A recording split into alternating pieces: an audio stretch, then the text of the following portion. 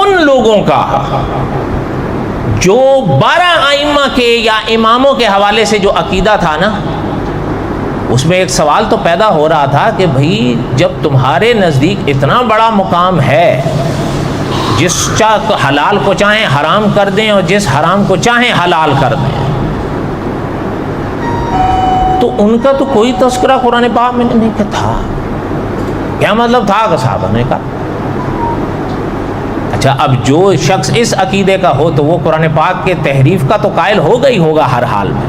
جب تک تحریف کا قائل نہیں ہوگا وہ اس نظریے کو مان نہیں سکے گا. صحابہ اکرام کے بارے میں، قرآن مقدس کے بارے میں، اس کے بعد ان کا ایک اور نظریہ چلتا ہے جسے ابھی میں نے تھوڑا سا امامت کا. اور ایسے لوگ شاید میں نہیں جانتا، آپ جانتے ہیں کہ نہیں جانتے، حضرت علی سے ان کا یہ سلسلہ شروع کرتے ہیں، وہ حضرت مہدی پر ختم کرتے ہیں. مولانا محمد منظور نعمانی رحمۃ اللہ علیہ کے پاس پھر سوال آتا ہے کہ جب یہ حال ہے ان کے عقیدوں اور نظریوں کا، تو ان کا شرعی حکم کیا ہے؟ یہ بات تو ہمیں سمجھ میں آ گئی کہ صحابہ کے بارے میں تو عقیدہ ہے کہ 3 کے سوا باقی سارے مرتد ہو گئے، نعوذ باللہ.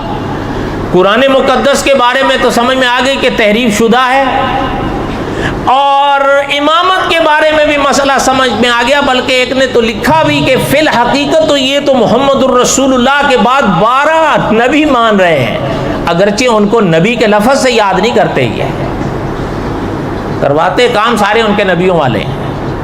تو ان کا شرعی حکم کیا ہے؟ جو بات کر رہا تھا کہ یہ جو تیسرا ہے یہ تو عجیب بھیانک عقیدہ ہے. شاہ ولی اللہ رحمۃ اللہ علیہ کا شاید آپ نے نام سنا. شاہ ولی اللہ رحمۃ اللہ علیہ نے یہ بات محترم نے خود لکھی اپنی کتاب میں کہ آقا صلی اللہ علیہ وسلم کی خواب میں مجھے زیارت ہوئی. یہ میں یا آپ نہیں لکھ رہے، یہ شاہ ولی اللہ لکھ رہے ہیں. محترم نے لکھا ہے کہ میں نے آقا صلی اللہ علیہ وسلم سے خواب میں یہ سوال کیا تھا کہ آقا، ان لوگوں کا جو نظریہ یہ کیا ہے، ان کا شرعی حکم کیا ہے، ہم ان کو کس دائرے میں سمجھیں، مسلمان سمجھیں یا غیر مسلم سمجھیں؟ شاہ ولی اللہ رحمۃ اللہ علیہ نے لکھا ہے اس خواب میں کہ آقا صلی اللہ علیہ وسلم نے مجھے خواب میں فرمایا کہ ان کا نظریہ امامت پڑھ لو، حقیقت کھل جائے گی.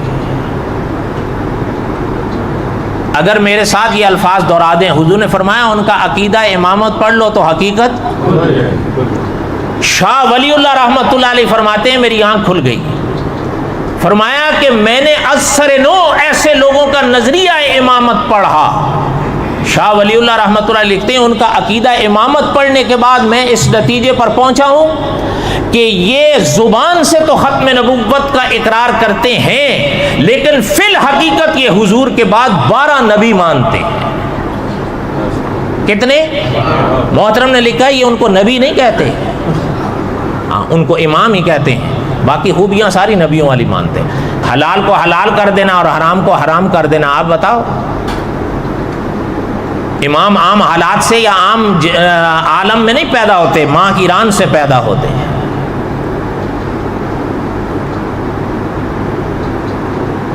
دعا کریں اللہ تعالیٰ ان فتنوں سے بچائیں. محترم نے جب یہ تینوں نظریات ان کے لکھنے کے بعد پورے ہندوستان کے علماء کو وہ اپنے سوالات بھیجے. محترم نے پورے ہندوستان کے علماء سے پوچھا کہ صحابہ کے بارے میں یہ لوگ چاہے وہ اپنا نام کچھ بھی رکھیں، یہ نظریے صحابہ کے بارے میں، قرآن مقدس کے بارے میں یہ، اور مسئلہ عقیدہ امامت کے بارے میں یہ نظریے رکھیں، ان کا شرعی حکم کیا ہے. ایک بات ہو گئی.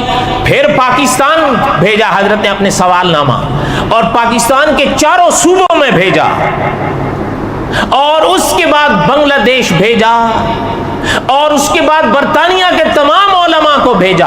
اچھا یہ بھی یاد رہے، یہ بھی ضروری نہیں کہ سارے سے دیوبند کے علماء کو بھیجا، بریلی کے علماء کو بھی بھیجا، اور اہل حدیث پر اصطلاح جدید کے حضرات کو بھی. تمہارے نزدیک ان نظریوں کے عقیدے کے لوگ کون سکھاتے کے لوگ ہیں، مسلمان ہیں یا غیر مسلم ہیں؟